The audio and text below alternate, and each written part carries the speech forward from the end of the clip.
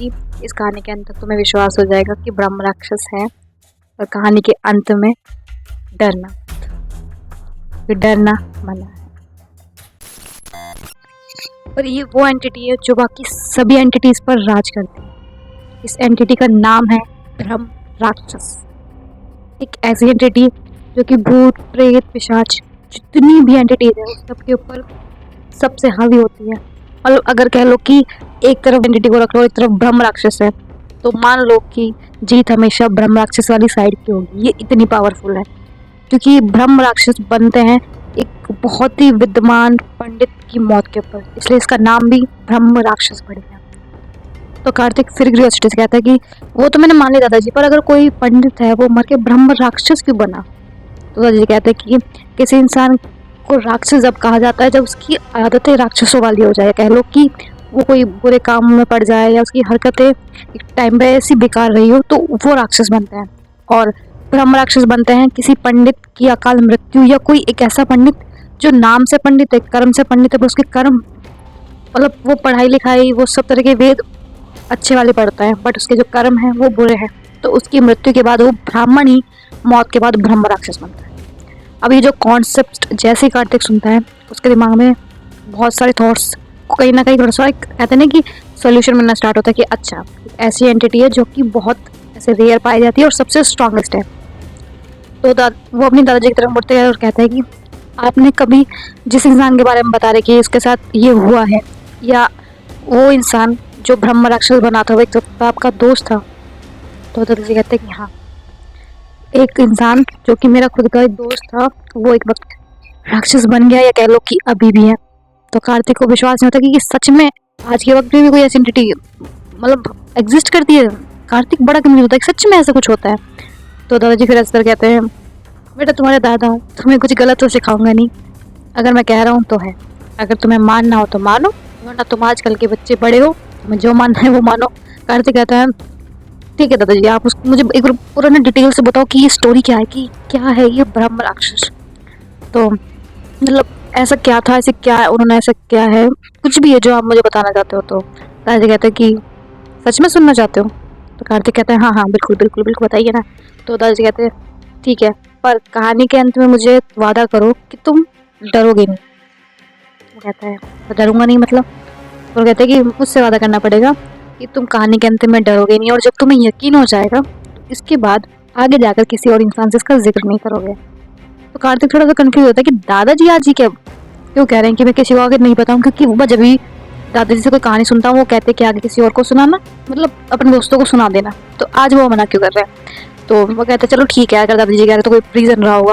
वो हाँ कर देता है, और बस दादाजी ऐसे चेयर के ऊपर बैठ जाते हैं मस्त ऐसे हाथ रख के, और कार्तिक उनके पैरों में बैठ जाते और कहते हैं दादाजी अब मुझसे वेट नहीं हो रहा, अब प्लीज़ कहानी सुनाना स्टार्ट करिए। तो ठीक है, दादाजी बिल्कुल ऐसे चेयर पर आराम से रिलैक्स होकर बैठे हुए, कार्तिक के पैरों में वैसे बैठा हुआ, उनको कह रहे कि शुरू तो करो, कहानी को स्टार्ट तो करो। तो कहते ठीक है। तो इस कहानी की शुरुआत होती है आज से करीब 30 साल पहले। मैं करीब 40 साल का था, और ये कहानी उस वक्त की है जब मेरा एक बहुत ही खास दोस्त जो कि कह ले कि उस वक्त पे आज से करीब 30 साल पहले इस शहर का बहुत ही बड़ा, क्योंकि पंडित माना जाता था, ये सबसे विद्वान था, क्योंकि आज से करीब 30 साल पहले वो अपनी जो पंडित की पढ़ाई में उसमें उसने ग्रेजुएशन की हुई थी, जितनी भी ग्रंथ थे वेद उपनिषद सब वो पढ़ चुका था, उसको कंठस्थ थे, मतलब इतना ज्ञानी कि बड़े पंडित भी अगर उसके सामने आ जाए तो अपनी ज्ञान से उसको कह ले कि परास्त कर दे, बिना कोई गलत शब्द बोले, किसी भी तरह से कुछ कहे, बस अपने ज्ञान के बल पे सामने वाले को चुप करा सकता था, वो इतना ज्यादा ज्ञानी था। और इसी रीजन से क्यों, और दूसरा रीजन ये था कि वो है ना उसमें किसी भी तरह की कोई गलत आदतें नहीं थी, क्योंकि वो सबके साथ अच्छे से बिहेव करता था, उनका खान पान उनका रहन सहन सब इतना अच्छा था कि सब ऑटोमेटिकली उनकी रिस्पेक्ट करते थे, उनकी पढ़ाई की वजह से, उनके व्यवहार की वजह से, जिस तरह का उनका नेचर था, सबसे वो हंस की बात किया करते थे, मतलब कहते हैं ना कि एक मिलनसार इंसान, वो उनमें था।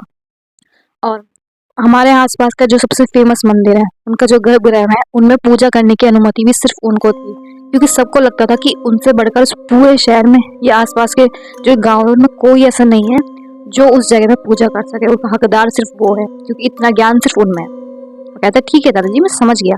तो वक्त बीतता जाता है और सब उनका मान सम्मान करते हैं। अगर वो जहाँ से निकले सब उनको ऐसे सर झुकाकर देखेंगे और नमस्ते करेंगे। मतलब हर इंसान की नज़रों में आपको सिर्फ इज्जत दिखाई देगी। और कहते हैं ना कि हर इंसान की प्रतिष्ठा का कहीं ना कहीं लो डाउन एकदम ग्राफ नीचे आता है। तो पंडित जी के साथ भी कुछ ऐसा ही होता है।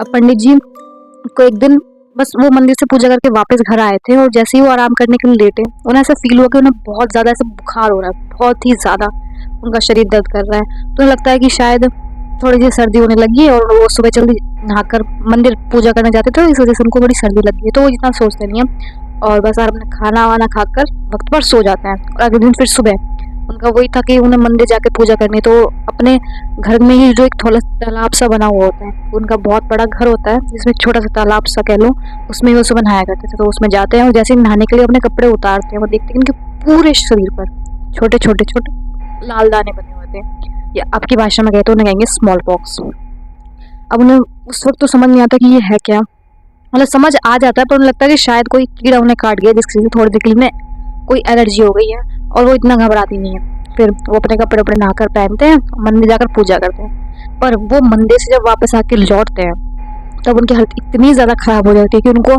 हल्का हल्का दिखाई देना कम हो गया, शरीर पर बहुत ज़्यादा हर जगह दर्द हो रहा है और उन्हें महसूस हो रहा है कि उनके शरीर में बहुत दर्द है और वो दाने पहले से ज़्यादा बढ़ चुके हैं। अब जैसे ही वही चीज़ अपने घर वालों को बताते हैं, तो उस वक्त आज से करीब 30 साल पहले स्मॉल पॉक्स के लिए एक छोटी माता जिसको कहते हैं, उनकी इतनी अवेयरनेस नहीं थी। वो लोग उस वक्त उसको छुआ छूत के टाइप पे देखते थे कि अगर इसको छुएंगे तो उससे उनकी डेथ हो जाएगी, ये अच्छा नहीं है, ये नहीं होनी है। अवेयरनेस थोड़ी कम थी।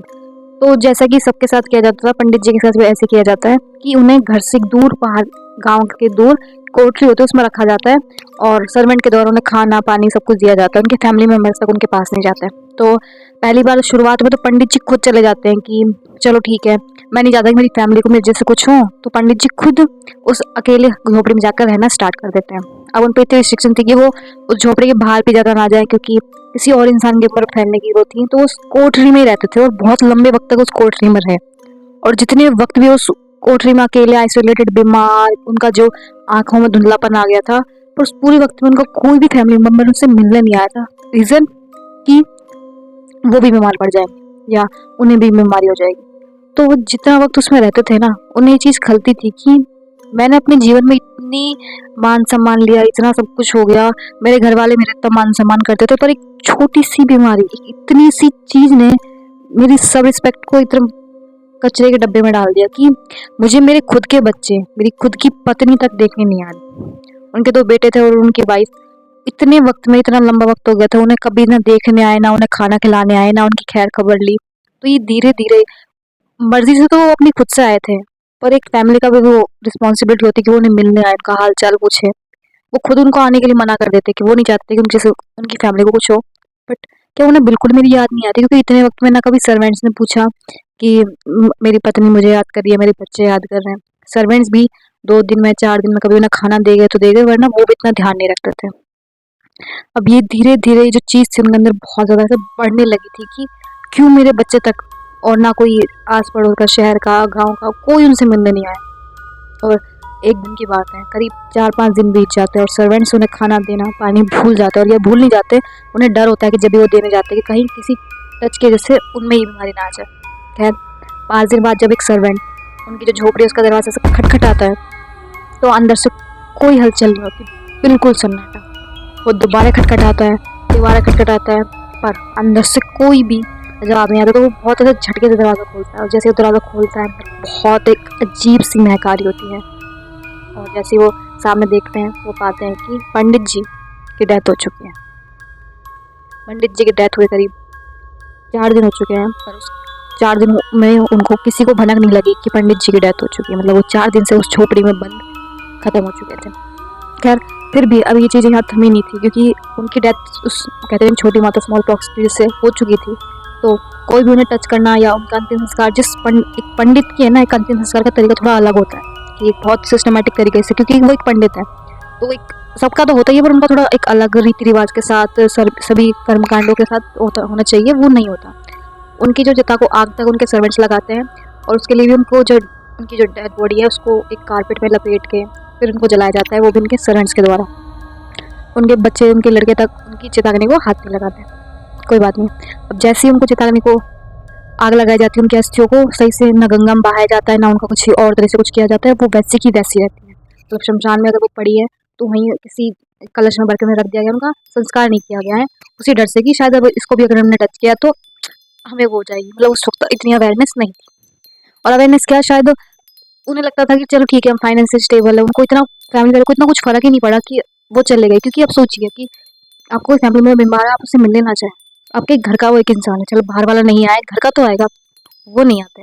खैर, क्योंकि उनको फाइनेंशियली कोई इतनी दिक्कत नहीं थी, अगर वो चले भी गए तो उनके पास इतना पैसा वो पीछे छोड़ के गए थे अपने पंडित की, जैसे उनके रुतबे, क्योंकि सारा कमाया हुआ उनके पंडित जी का ही होता है, बाकी बच्चे बस उस पर पल रहे होते हैं, वाइफ का कॉन्ट्रीब्यूशन उसमें घर संभालने तक था। खैर, कुछ वक्त बीत जाता है, पर कहते हैं कि कुछ चीज़ें कहीं ख़त्म होकर कहीं से उनकी शुरुआत कुछ अलग तरह से होती है। कुछ ऐसा ही होता है पंडित जी के केस में। अब पंडित जी के घर में टोटल 3 लोग रहते हैं, उनकी पत्नी और उनके 2 लड़के। और कुछ समय बाद उनके घर में, जो कहते हैं ना कि मुखिया के तौर पर अब पंडित जी नहीं रहे, तो उनका सबसे बड़ा बेटा मुखिया है। और मुखिया का एक काम होता है कि उसे वही काम करने होते हैं जो मुखिया पहले करता था, जैसे कि मंदिर में जाकर सुबह-सुबह पूजा करना। तो वो भी अब उनका बड़ा बेटा ये करने की कोशिश करता है। वो बस अपने घर के जो आंगन में पॉन्ड सा बना होता है, कहते हैं छोटी सी जगह बनाई है तो जहाँ पे वो जाके नहाते हैं। तो एक सुबह की बात है कि वो उस पर जब जाके नहाने के लिए तैयार होता है, तो वो देखता है कि मुझसे पहले कोई यहाँ पे भी नहा के जा चुका है, क्योंकि जगह पर थोड़ा सा जगह गीली हुई है जहाँ पे जैसे कोई नहाकर बैठा हो। पर सबसे पहले तो नहाने वही आया, क्योंकि सबसे घर का बड़ा वो है, तो सबसे पहले घर में नहा के उसको ही मंदिर जाना, उससे पहले कभी अभी तक कोई जगह भी नहीं। अजीब लगता है पर वो इग्नोर करता है, मंदिर में जाके पूजा करता है, वापस आता है। अब यहाँ से सिलसिला शुरू होता है नई नई एक्टिविटीज़ का। और उसके घर में कभी किसी इंसान को अचानक चोट लगना स्टार्ट हो जाती है, कभी उनका फाइनेंशियली कहते हैं ना कि डाउनफॉल स्टार्ट हो जाता है। और कहते हैं ना, कभी कभी उन्हें ऐसे महसूस होता है कि उनके घर में कोई ऐसे बस चल रहा है, घूम रहा है। एक नई नई कि है तो 3 लोग, पर प्रेजेंस 4 लोग फील हुए, एक 4th पर्सन है जिसका उन्हें कोई आइडिया नहीं, जो दिखाई नहीं दे रहा, बस उसकी एक्टिविटीज सुनाई दे रही है। दिन ऐसा होता है कि वो इतने ज़्यादा फाइनेंशियली डाउन स्टेट पर आ जाता है कि अचानक सब जैसे उनको लॉस हो रहा है। एक टाइम ऐसा आता है कि जिस घर में वो रह रहे हैं वो बेचने की कगार आ जाती है। और तब उन्हें समझ में आता है कि कुछ गलत है। क्या उन्हें समझ में नहीं आता, पर कुछ गलत है। और इसके लिए वो अपने पास की एक जगह वहाँ के पंडित जी के पास जाते हैं, तो सब कुछ उन्हें समझा देते हैं कि ऐसे ऐसे हुआ था, और पूरा वो बताते हैं, मतलब पूरी कहानी से लेकर एंड तक समझा देते हैं। तो पंडित जी उन्हें कहते हैं कि आपकी सबसे बड़ी गलती एक है कि एक पंडित को जिस तरह से अंतिम संस्कार किया जाना चाहिए वैसा आपने नहीं किया। जितने रिचुअल्स उसके लिए होने चाहिए थे, एक पिता की चिता को आग से उसका बेटा लगा सकता है, आपने वहाँ भी उस चीज़ में कमी छोड़ दी। तो ये सब ऐसा आपके साथ होना था ही। तो वो कहते हैं कि पंडित जी, अगर अब सब ये हमसे हो ही गया तो पर उसकी भरपाई क्या है, इसको हम ठीक कैसे कर सकते हैं। तो पंडित जी कहते हैं कि इसको ठीक करने में मुझे शायद कुछ वक्त लग जाएगा, क्योंकि आज तक इस तरह का कुछ मैंने हल नहीं किया है। मतलब इस तरह की कोई पूजा मैंने कभी नहीं की। मैं भूत भगा सकता हूँ, सब तरह की चीज़ें कर सकता हूँ, पर ये चीज़ मैंने आज तक कभी इस्तेमाल नहीं किया, ना मैं इसके बारे में जानता हूँ। मुझे करीब 3-4 दिनों का वक्त दीजिए, उसके बाद मैं आऊँगा। और तब तक कोशिश कीजिए कि अपने आप को आप सही से रख सकें, अपने आप को संभाल सकें, क्योंकि ये 4 दिन जो रहेंगे ये बहुत कठिन होने वाले हैं आपके लिए।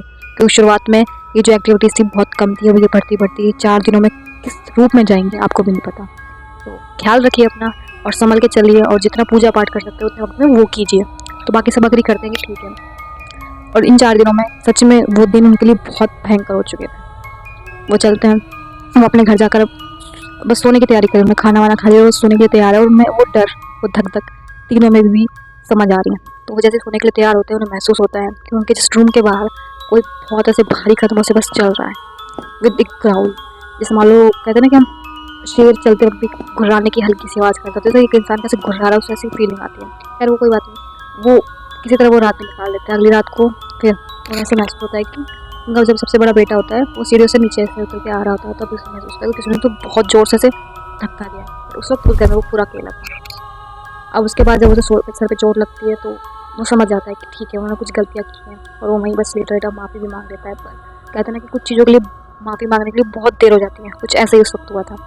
और खैर जैसे जैसे आगे वक्त बढ़ता है, इन 3-4 दिनों में उन्हें फाइनेंशियली, फिजिकली, मेंटली जितना टॉर्चर होना था वो सब हो चुके थे। और वो बस एक चीज़ कह रहे थे कि हमें माफ़ कर दो।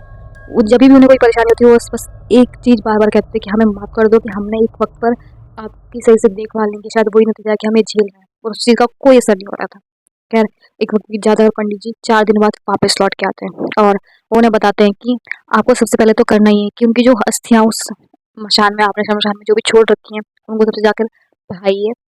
तो वो यही करते हैं कि वो जल्दी से अपना सामान पैक करते हैं और उन अस्थियों को गंगा जी में बहा के आते हैं। उसके बाद सेकंड काम जो पंडित जी बताते हैं, वो कहते हैं कि अपने अपने पिताजी के नाम की एक छोटी सी जगह पर, कहते हैं कब्र टाइप एक छोटी सी जगह बनाओ जहाँ पर शाम को रोज आपको दिया जलाना होगा। तो वो यही करते हैं, वो कहते हैं ठीक है पंडित जी। और पंडित जी उनको तीनों को एक एक कहने की लाल धागा देते, जो कि वो अपने तीनों अपने कलाई में बांध लेते हैं। और हमेशा फिक्स होता है इस शाम के वक्त वो उस जगह पर हमेशा दिया रख के आता है। दिया रखने के बाद हर शाम का उनका नियम होता है, अगर एक शाम भी अगर वो दिया ना जलाएं तो उनके साथ कुछ ना कुछ ऐसा हो जाता है कि उन्हें याद आ जाता है कि हाँ, हमने शाम को आज दिया नहीं रखा था। और ये जो चीज़ है उनमें generation by generation pass on होती है कि उस जगह पर शाम को दिया जलेगा तो जलेगा, कुछ काम हो ना हो उससे कोई फर्क नहीं पड़ता, वहाँ दिया जलता है। अब खैर अब फास्ट फॉरवर्ड हम 30 साल आगे आते हैं, आज तक भी वो दिया जलता है। और शाम को अगर दिया ना जलाया जाए तो उस जगह पर एक्टिविटीज देखी जा सकती है उसके घर में भी। तो कार्तिक कहता है कि सच में? तो दादाजी कहते हैं कि हाँ सच में। और ये कहकर वो कहते हैं कि इधर आओ। दादाजी अपनी चेयर से खड़े होते हैं और कार्तिक भी जमीन से खड़ा होकर, दादाजी बस खिड़की खोलते हैं अपने रूम की और बाहर दिखाते हैं और कहते हैं कि दादाजी बाहर तो खैर शाम हो गई है, आपको कहीं जाना है क्या बाहर? तो दादाजी कहते हैं कि नहीं। वो कहते हैं बाहर देखो एक बार। और वो जैसे ही बाहर देखते हैं वो देखते हैं कि बाहर उस जगह पर एक छोटी सी कहते हैं ना कि कब्र टाइप बनी हुई है और उस पर कोई दिया जला हुआ है।